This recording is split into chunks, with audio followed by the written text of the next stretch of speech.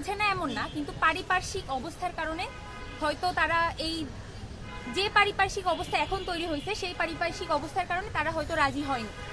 তো আমি প্রচুর আমার পরিবারকে বলতাম যে আমি গান শিখতে চাই, কারণ আমি গানকে ধারণ করি। আমি ছোটবেলা থেকে নিজে নিজে গান শুনে গান গাই, বলি, প্রতিযোগিতায় অংশ নেই, কিন্তু বাসা থেকে সেইভাবে রাজি করা হয়নি।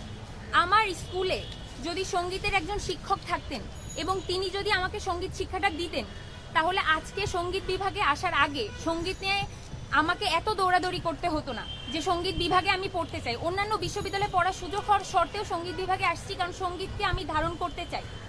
সঙ্গীতকে ধারণ করার সেই ক্যাপাসিটিটা ছোটবেলা থেকে আমি পাইনি।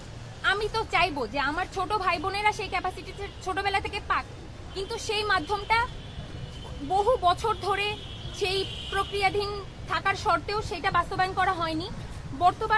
বর্তমান অন্তর্বর্তীকালীন সরকার সেটা বাস্তবায়ন করার চেষ্টা করেও বিভিন্ন ইন্ধন এবং বিভিন্ন প্রসেসিংয়ের ভুল প্রয়োগ করে আমাদের এই প্রসেসটা বন্ধ করে দেওয়া হয়েছে, যার কারণে সঙ্গীতের শিক্ষা, শিল্পের শিক্ষা, সব শিক্ষা ধীরে ধীরে আবার নিবৃত হয়ে যাচ্ছে।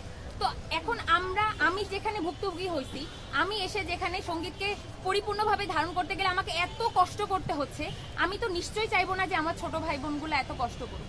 তা আমি সবাইকে অনুরোধ করব, যে সব বাবা মাকে অনুরোধ করব, সরকারকে অনুরোধ করব এবং আমাদের স্কুলের শিক্ষক শিক্ষিকা মণ্ডলীকে অনুরোধ করব যে তারা যেন এটা বোঝে যে শিল্পের গুরুত্ব কতখানি এবং সন্তানদেরকে, তার শিক্ষার্থীদেরকে